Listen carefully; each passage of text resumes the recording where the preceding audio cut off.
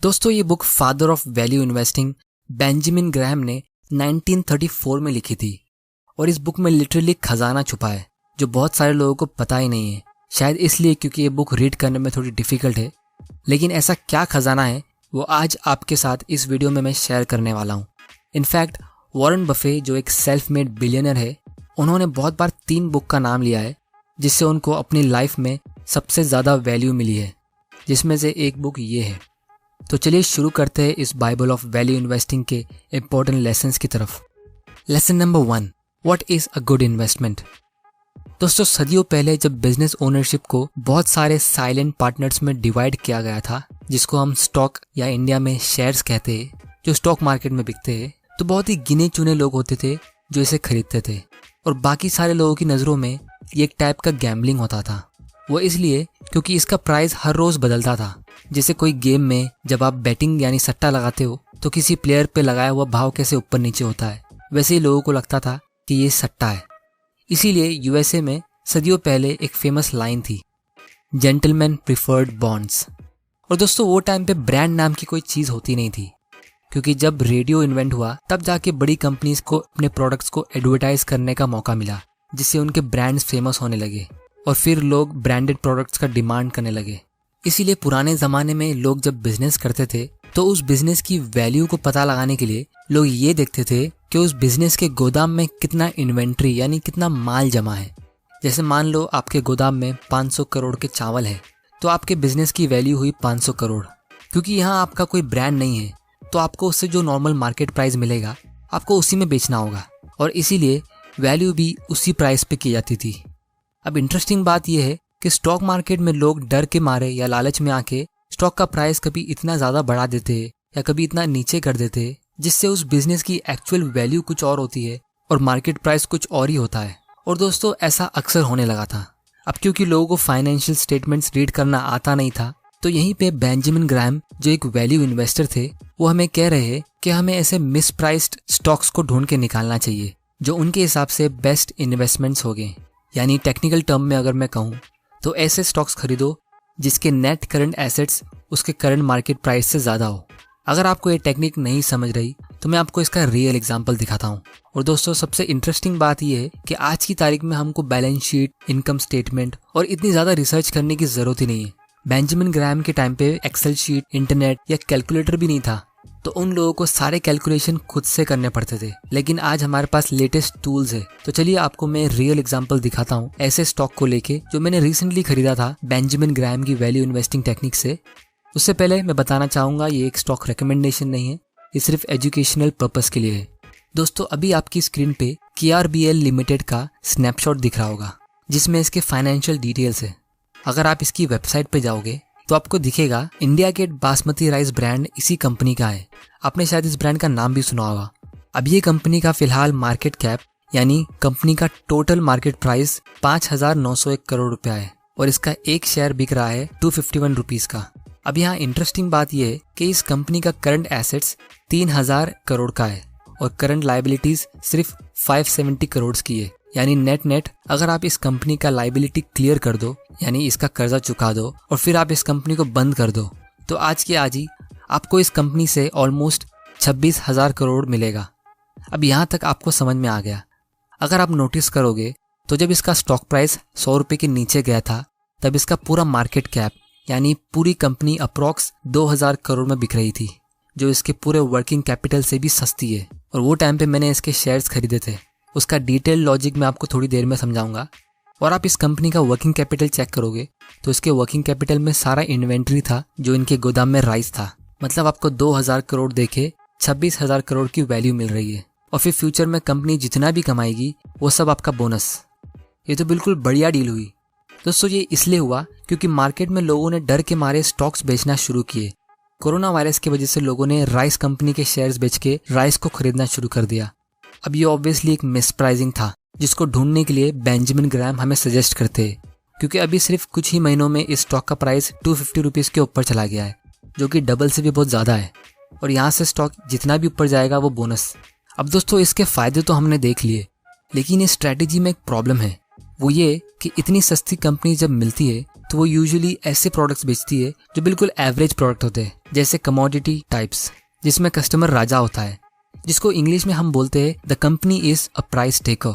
Company को जो भी मार्केट प्राइस मिलता है उसके प्रोडक्ट का, वो कंपनी को एक्सेप्ट करना पड़ता है। जैसे मोबाइल फ़ोन का मार्केट पूरी दुनिया में फिलहाल कमोडिटी जैसा हो गया है। आप चाहे सैमसंग खरीदो, ओप्पो खरीदो, रेडमी या मोटरोला, इन सब ब्रांड्स में कुछ ज़्यादा फर्क नहीं है। और जब भी आप कोई फीचर चेक करते हो तो आप प्राइस भी चेक करते हो, क्योंकि सबका ऑपरेटिंग सिस्टम और फीचर ऑलमोस्ट सेम है। इसीलिए ये कंपनीज को प्राइस से कम्पीट करना पड़ता है।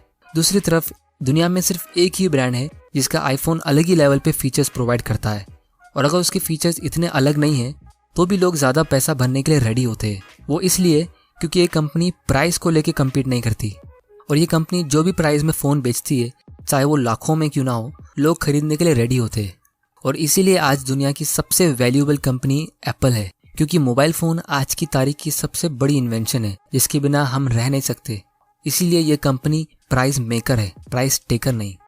तो दोस्तों, ये था इस बुक का lesson number 1, look for net stocks, जिसका मैंने एडवांटेज और डिसएडवांटेज दोनों आपको दिखा दिया। Lesson number 2, how is the stock price decided.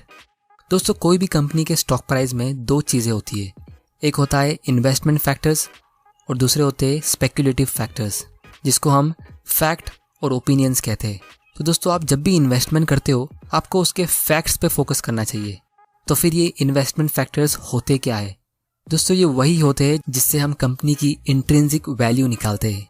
जैसे मान लो आपको अभी थोड़ी देर पहले एक कमोडिटी बिजनेस की इंट्रिंसिक वैल्यू निकालनी थी, तो मैंने आपको बताया आपको सिर्फ उसके पास जितना इन्वेंट्री है उसका वैल्यूएशन करना है। तो इसी तरह इन्वेस्टमेंट फैक्टर्स होते हैं कंपनी की earnings, dividends, assets, capital structure, inventory और कोई भी कंपनी की प्रॉपर्टीज। और दूसरी तरफ स्पेक्युलेटिव फैक्टर्स होते हैं opinions, psychology, emotions, sentiments, management reputation. तो हमें स्टॉक को खरीदते वक्त ध्यान देना चाहिए कि अगर हम स्पेक्युलेटिव फैक्टर को काउंट कर रहे हैं तो कितना काउंट कर रहे हैं। जैसे जब कोई कंपनी ज़्यादा प्रॉफिट्स कमाती है तो लोग उसके स्पेक्युलेटिव फैक्टर्स की डबल काउंटिंग कर लेते हैं। दोस्तों, इसका भी एक एग्जांपल देखते हैं। 1999 में माइक्रोसॉफ्ट कंपनी का स्टॉक प्राइस $58 पर शेयर का था और उसका पीई रेशियो वो टाइम पे 80 का था। दोस्तों, माइक्रोसॉफ्ट बहुत ही बेहतरीन कंपनी है और ये कंपनी ने काफ़ी अच्छा परफॉर्मेंस भी दिया है। सिर्फ अगले 7 साल में उसका प्रॉफिट 775% बढ़ा और बहुत सारे एक्सपर्ट्स बोल रहे थे कि ये एक बहुत ही बड़ी कंपनी की शुरुआत है। तो दोस्तों, इसके स्टॉक प्राइस ने कैसे रिएक्ट किया? अब ये माइक्रोसॉफ्ट का रेवेन्यू का ग्राफ है, जिसे हम क्लियरली देख सकते हैं कि कंपनी ने हर साल कंसिस्टेंटली अपना सेल्स ग्रो किया है। लेकिन 2000 में यानी सिर्फ 1 साल बाद इसका स्टॉक प्राइस 15% गिरा और इसका पीई रेशियो 20s में आ गया और फिर कुछ सालों तक वो स्टॉक प्राइस वहीं पे रहा। अब जो इन्वेस्टर्स ने 1999 में इन्वेस्ट किया था उनको 15 साल रुकना पड़ा अपने इन्वेस्टेड अमाउंट को रिकवर करने के लिए। प्रॉफिट्स तो बहुत दूर की बात थी। इसीलिए लेसन नंबर 2 इस बुक का ये है कि अगर आपको दुनिया की सबसे बेस्ट कंपनी भी क्यों ना मिल जाए, आपको फोकस करना चाहिए कि आप उसके लिए कितना अमाउंट पे कर रहे हो, क्या उसका वैल्यूएशन रीजनेबल है, अगर आपको उससे रिटर्न मिलेगा तो कितना मिलेगा, क्या आपने मार्जिन ऑफ सेफ्टी यूज़ की। अब दोस्तों, अगर आप 1999 में किसी भी इन्वेस्टर से पूछते कि वो इस कंपनी में क्यों इन्वेस्ट कर रहे हैं तो उनके पास 1000 रीजन होते कि ये कंपनी बहुत अच्छा करेगी। लेकिन यहाँ प्रॉब्लम ये होती है कि जब कंपनी अच्छा परफॉर्मेंस देती है तो उसमें स्पेक्युलेटिव फैक्टर्स बढ़ जाते हैं और इसी वजह से सिर्फ प्राइस को बढ़ता हुआ देख के सो कॉल्ड न्यू इन्वेस्टर्स एक कदम और आगे बढ़ जाते हैं और वो उसमें इतने प्राइस पे इन्वेस्ट करने लगते हैं जिसकी वजह से स्पेक्युलेटिव फैक्टर्स की डबल काउंटिंग होती है। और दोस्तों, हमें ये चीज़ समझनी चाहिए कि कंपनी के फैक्ट्स इतनी आसानी से चेंज नहीं होते जितनी आसानी से लोगों की ओपिनियन बदलती है। और फ्यूचर में क्या होगा ये किसी को नहीं पता। फ्यूचर हमेशा अनसर्टन होता है। इसीलिए ऐसे लॉसेस से बचने के लिए सबसे बेस्ट तरीका ये है कि हमें ऐसे स्टॉक्स को अवॉइड ही करना चाहिए।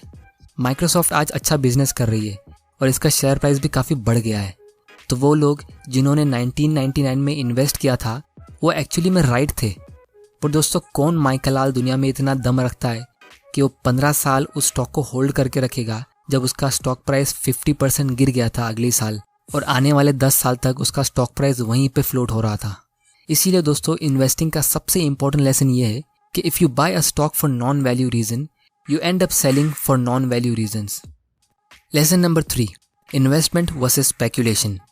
दोस्तों बेंजामिन ग्रैम की दूसरी बुक द इंटेलिजेंट इन्वेस्टर पे मैंने एक ऑलरेडी वीडियो बनाया है जिसमें इस डेफिनेशन को मैंने थोड़ा डिटेल में समझाया है। अगर आपने ये वीडियो नहीं देखा है तो उसे यहाँ क्लिक करके आप देख सकते हो, क्योंकि अभी मैं इस डेफिनेशन को थोड़ा डिटेल में लेके जाऊंगा।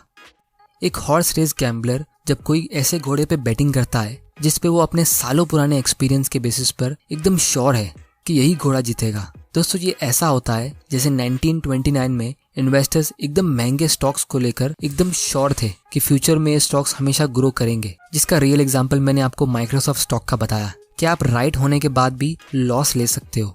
अब बेंजामिन ग्राहम ने यहाँ पे यूएसए के 1920s के ब्लू चिप बैंकिंग स्टॉक का एग्जाम्पल लिया है, जो शायद हम इंडियंस के लिए इतना रेलेवेंट नहीं होगा, तो मैं इंडियन कंपनीज की बात करता हूँ। अगर आज आप कोई भी इंडिया की ब्लू चिप कंपनी का स्टॉक प्राइस चेक करो तो उसका पी रेशियो हमेशा 50s के ऊपर रहता है, किसी किसी कंपनी का 100 के ऊपर भी रहता है। अब इसमें कोई शक वाली बात नहीं कि ये कंपनी बहुत ही बढ़िया है और ये कंपनी आने वाले कुछ साल तक बंद नहीं होगी। लेकिन आपको इसमें अगर इन्वेस्ट करना है तो आपको ये क्वेश्चन करना चाहिए कि क्या इसका प्राइस जस्टिफाइड है, इसमें अगर स्पेकुलेटिव फैक्टर मिक्स्ड है तो वो कितना है। क्योंकि इस बुक में से एक बहुत ही इंपॉर्टेंट लाइन में कोट करता हूँ, the market made up new standards as it went along by accepting the current price however high as the sole measure of value. Any idea of safety based on this uncritical approach was clearly illusory and replete with danger. यानी जब market बहुत ही अच्छा करता है तो वो हमेशा एक न्यू स्टैंडर्ड बना देता है, और ये लोग वही होते हैं जो स्पेकुलेटिव फैक्टर्स इसमें ऐड करते हैं कि आजकल 50 PE तो नॉर्मल है। Carried to its logical extreme, it meant that no price could possibly too high for a good stock. मतलब जब लोग ये लॉजिक अप्लाई करने लगेंगे तो उनके हिसाब से कोई भी प्राइस कंपनी का ओवरवैल्यूड होगा ही नहीं, और उनके लिए वो स्टॉक तब भी उतना ही सेफ होगा जब वो $25 से $200 में बिक रहा हो। दोस्तों अभी इसे एक्सप्लेन करने के लिए मैं एक इंडियन एग्जांपल लेता हूँ जिससे आपको बहुत ही आसानी से समझ आ जाएगा। मान लो आपको अपने लिए एक बंगला खरीदना है, उस बंगले की एक्चुअल वैल्यू है 1 करोड़ और आसपास के बंगले भी वही प्राइस में बिक रहे हैं। कोई अगर बहुत अच्छा बंगला है तो वो 1 करोड़ 20 लाख का है, और कोई थोड़ा छोटा है तो वो 90 लाख का है। अब अगर आपको वो बंगला बहुत ज़्यादा पसंद आ गया तो क्या आप उस बंगले के लिए 10 करोड़ देने के लिए रेडी होगे, यानी 10 टाइम्स उसकी वैल्यू से? ऑब्वियसली इसका आंसर नो होना चाहिए। दुनिया में कोई भी अपने होश में इतना ज़्यादा प्राइस नहीं पे करेगा। लेकिन अगर आप लोगों की ये लॉजिक यूज़ करो कि ये बंगला तो बहुत अच्छा है और ये ग्रो करेगा ही, तो क्या फिर भी आप इस बंगले के लिए 10 टाइम्स पे करोगे? एक इन्वेस्टमेंट का मतलब होता है आपको उससे अच्छा रिटर्न्स मिले, यानी एडुकेट रिटर्न्स, जो मैंने इस वीडियो में डिफाइन किया है। अब दोस्तों ये हो सकता है आने वाले 10 या 20 साल में कि इस बंगले की एक्चुअल में वैल्यू 10 करोड़ हो जाए, लेकिन आपका सेटिस्फैक्टरी रिटर्न कहाँ गया? इसीलिए बेंजामिन ग्रैम की एक और लाइन यहाँ पे मैं कोट करना चाहूँगा, जिसका मतलब ये है कि अगर आप मुझे दुनिया के कोई भी सबसे अच्छे स्टॉक के बारे में बताओ या बंगले के बारे में बताओ, तो मैं ये नहीं बोल सकता कि वो एक अच्छा इन्वेस्टमेंट है जब तक मुझे उसके प्राइस के बारे में इन्फॉर्मेशन ना मिल जाए। तो दोस्तों इस चैप्टर का सबसे इम्पोर्टेंट लेसन ये है, an excellent company can still be a bad investment if you pay too high for it, because an investment operation is one that can be justified on both qualitative and quantitative grounds. यानी आपको उसकी quality पे भी focus करना चाहिए और उसके price पे भी। और दोस्तों मैं बताना चाहूँगा ये बुक में और बहुत सारे इंपॉर्टेंट इन्वेस्टिंग लेसन है जो इस वीडियो के पार्ट 2 में होगा। तो अगर आपने इस चैनल को सब्सक्राइब नहीं किया है तो इसे कर लीजिए और बेल आइकन को प्रेस कर देना ताकि आप ऐसे इंपॉर्टेंट वीडियोस मिस ना कर दो। तो दोस्तों आज के वीडियो में इतना ही। उम्मीद है आपको इस वीडियो से कुछ वैल्यू मिली हो, और अगर आपको ये वीडियो पसंद आया तो इसे लाइक करिए, नहीं पसंद आया तो डिसलाइक करिए। तब तक के लिए थैंक्स फॉर वॉचिंग।